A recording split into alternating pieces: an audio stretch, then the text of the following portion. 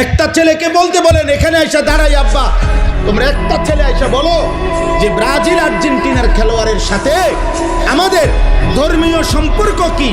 যদি ধর্মীয় কোনো সম্পর্ক না থাকে তো আমাদের রাষ্ট্রীয় সম্পর্ক কি? বাংলাদেশের অর্থনীতি, সামাজিক, বাংলাদেশের উন্নতি, প্রগতি, আধুনিকতার জন্য শুধু মাতৃভূমির মায়াও যদি থাকে, একটা নাফরমান বল বেটা এখানে দাঁড়ায় আর্জেন্টিনার ব্রাজিলের খেলোয়াড়ের সাথে আমাদের বাংলাদেশের উন্নতির কি সম্পর্ক? বল। ইসলাম তো আছে নাই, রাষ্ট্রের বলেন, রাষ্ট্রের বলতে এ দেশের উন্নয়নে কথা বলেন না, আমাদের সাথে ওদের কি কি লেনদেন বলেন আঙ্কেল, বলো না আব্বা। হ্যাঁ, একটা কথার বুঝায় কও যে একটা যুক্তি তো থাকবে হুজুর। এই ফুটবল বিশ্বকাপে যদি আমরা ব্রাজিল এবং আর্জেন্টিনার পক্ষে ব্যাপক লাফাইতে পারি, বিনিময়ে ওই দেশের লোকেরা যদি আমাদের প্রতি সন্তুষ্ট হয়, তাহলে আমাদের দেশের রেমিটেন্স বেড়ে যাবে, আমাদের দেশের তেল বেড়ে যাবে, আমাদের দেশের উন্নতি বেড়ে যাবে। একটা কিছু তো হবে, সেটা কি বলো না আব্বা, বলো। কাতার বিশ্বকাপে প্রধান আলোচ্য বিষয় ছিল, আমরা স্পষ্ট পত্রিকায় দেখছি, এখনো পিছনে সার্চ দিলে পাওয়া যাবে, কাতার বিশ্বকাপে প্রধান আলোচ্য বিষয় ছিল মদের বোতল। কাতার সরকার আইন করছিল স্টেডিয়ামের ভিতরে মদের বোতল সরাসরি খাওয়া যাবে না। এটা নিয়ে সারা বিশ্ব, ইউরোপ তখন বিতর্ক করছিল যে না, এটা স্বাধীনতায় হস্তক্ষেপ। যেখানে অবাধে মদের বোতল, ব্রাজিল বিশ্বকাপের সময় সরকারি ওরা হিসাব দিছিল ওই দেশে যে যে পরিমাণ আয় হবে, রাষ্ট্রের আয়, এই আয়ের যে খাতগুলো দিছিল আমি নিজ চোখে দেখছি। সেই খাতের একটি খাত হলো যে পরিমাণ হোটেলে নারী ভাড়া দেওয়া হবে, যে পরিমাণ বেশ্যাবৃত্তি হবে, দেহ বিক্রি হবে, ওইখান থেকে রাষ্ট্র বিশাল বড় টাকা আয় হবে, ওইটা একটা বড় খাত। আমি এই চোখে, আমি দেশে থাকি, আমরা সাদের দেশে থাকি না।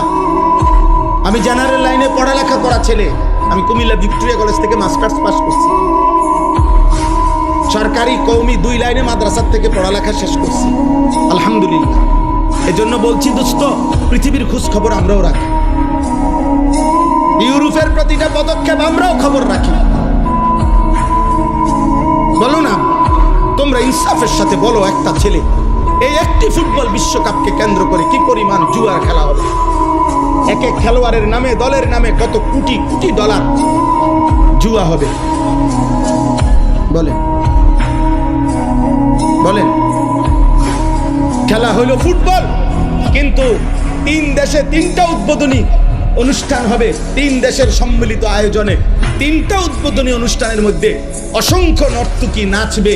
তো নারীর নাচের সাথে ফুটবলের কি সম্পর্ক? বলো না ভাই, ইনসাফ করো আব্বা, নর্তকীর নাচের সাথে ফুটবলের কি সম্পর্ক? বলে। এমন দুনিয়ার বেশি দিন থাকতাম না, এই জন্য চিন্তা করছি কইয়ে যাই,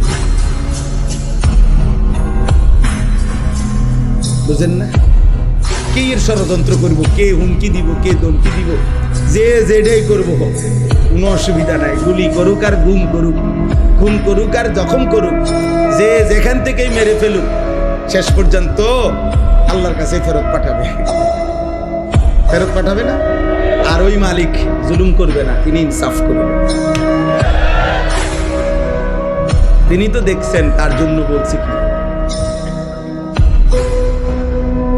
তার জন্য বলেছি কি, দুনিয়া খুব কেয়ারফুল থাকলেও মরে যায় একেবারে খুব। আমি আমার পরিচিত একজন করোনার সময় 4 তলা একদিনের জন্য নামে নাই, ওনার পরিবার বলছে উনি মারা গেছে, আর হচ্ছে শুধু হুজুর একদিন বিকাশে, আরে মোবাইলে কোনোভাবে টাকা নাই, কেউ ফোনটা ধরতেছে না, শুধু নিচে বিল্ডিং এর ওনার নিচতলার সামনেই দোকান, নাইমা দোকানের শুধু কইছে টাকা দিত, সাথে সাথে উঠতে গেছে।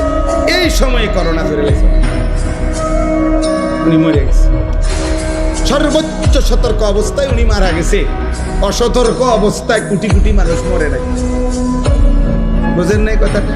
তাহলে মূলত সতর্কতা অসতর্কতা সতর্ক থাকতে নিষেধ করি না, কিন্তু মূল কথা হলো 3 বেলা নিয়মিত খানা যে খায় তারও মৃত্যু হয়, অভুক্ত যে থাকে তারও মৃত্যু হয়।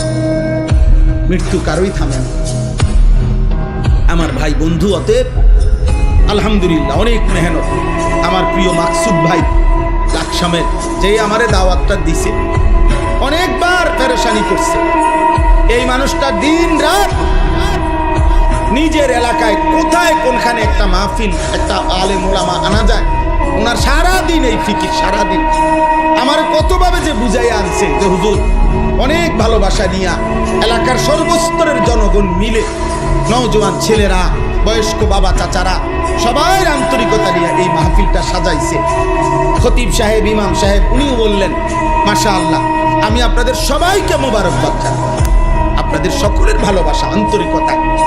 এই জন্য আমি শুধু এতটুকুই বলতে চাই, আমরা সবাই মিলে, আব্বা যারা বয়স্ক আছেন, বাবা আছেন, যারা অভিভাবক শ্রেণী আছেন, আপনারা যদি এই মানুষের পরিচর্যা না করেন, শুধু বিল্ডিং দালান, সোফা খাট ফার্নিচার, শুধু ছাদ ঢালাই, এই দুনিয়ার এই সম্পত্তির আসবাবের পরিচর্যা করিলে এই সমাজ নিরাপদ থাকবে না আব্বা, এই সমাজে বেঁচে থাকা কঠিন হবে। এই জন্য হাত জোর করে আল্লাহর কোরআন সামনে বললাম, মানুষের পরিচর্যা। ছেলেটাকে ছেলে বা মানুষ বানান, মেয়েটাকে মানুষ বানান, ইনসান বানান, ইনসান, নট ইকোনমিক্যাল অ্যানিম্যাল। শুধু অর্থনৈতিক প্রাণী বানায়েন না, মানুষ বানান। এই কথার অর্থ হইল শুধু উপার্জন করতে পারে কোনো না কোনো ভাবে, শিক্ষার মাধ্যমে হোক অথবা না শিক্ষা হোক, কোনো না কোনো ভাবে পয়সা রোজগার করতে পারা, এটা যথেষ্ট না, এটা যথেষ্ট না। আমার ছেলে কামাই করে, এটা যথেষ্ট না।